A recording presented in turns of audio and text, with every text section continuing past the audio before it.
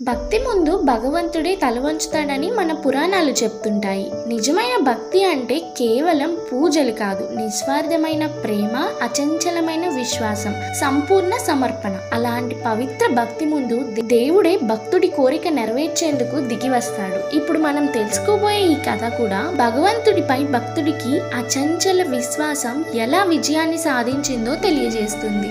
ధర్మరాజు అశ్వమేధ యాగం పూర్తి చేసి యాగ అశ్వాన్ని వదిలాడు. ఆ అశ్వాన్ని అర్జునుడు వెంట ఉండి నడిపిస్తున్నాడు. ఈ క్రమంలో ఆ గుర్రం మహావిష్ణు భక్తుడు, అజేయుడు, పరాక్రమవంతుడు అయిన మయూరధ్వజుడు పాలించే రత్నపురి రాజ్యానికి చేరుకుంది. మయూరధ్వజుడి కుమారుడు తామ్రధ్వజుడు యాగ అశ్వాన్ని బంధించగా దాన్ని విడిపించడానికి అర్జునుడు యుద్ధానికి సిద్ధపడ్డాడు. కానీ చిత్రం ఏంటంటే అర్జునుడంతటి వాడు అతడి దాటికి తట్టుకోలేకపోయాడు. దాంతో శ్రీకృష్ణుడు కూడా యుద్ధంలో పాల్గొన్నాడు. యుద్ధ నీతి ప్రకారం మయూరధ్వజుడు బాణం విడిచే ప్రతిసారి శ్రీకృష్ణ నామాన్ని స్మరణ చేయసాగాడు. అదే రహస్యం.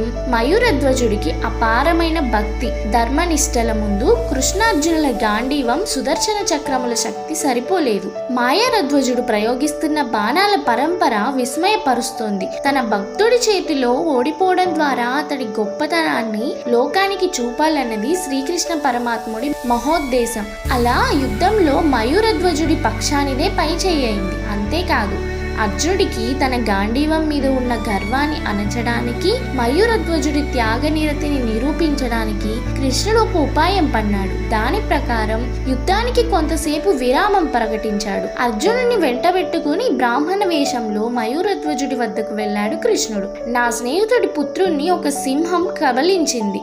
అతడిని కాపాడాలంటే ఆ సింహానికి మాంసాన్ని సమర్పించాలి. నీ శరీరంలో సగ భాగాన్ని దానికి ఆహారంగా ఇవ్వగలవా? అప్పుడు అది అతన్ని వదిలేస్తుంది అని అడిగాడు. త్యాగశీలి అయిన మయూరధ్వజుడు క్షణం ఆలోచించకుండా తన శరీరాన్ని సగంగా కోసి ఇవ్వడానికి సిద్ధమయ్యాడు.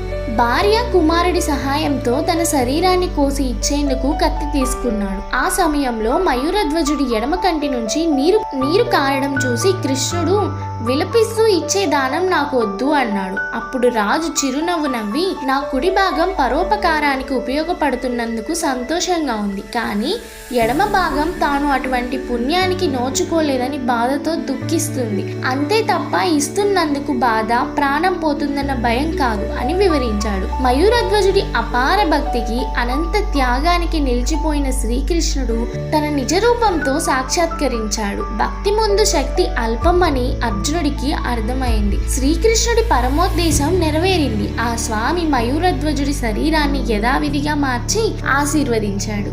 ఈ కథ మనకు చెప్పే సందేశం ఒక్కటే: భగవంతుడిని నిజమైన మనసుతో నమ్మిన వారిని ఆయన ఎప్పుడూ వదిలిపెట్టడు. పరీక్షలు వచ్చినా, కష్టాలు ఎదురైనా భక్తి మరియు విశ్వాసం ఉంటే చివరికి విజయం తప్పక లభిస్తుంది. భక్తుడి హృదయంలో ఉన్న పవిత్రతే భగవంతుడిని కరిగిస్తుంది. అందుకే అంటారు, భక్తి ఉన్న చోట భగవంతుడు తప్పకుండా ఉంటాడు అని. ఈ స్టోరీ మీకు నచ్చినట్లయితే లైక్ చేసి పురాణమిత్ర ఛానల్ను సబ్స్క్రైబ్ చేయండి. Thank you.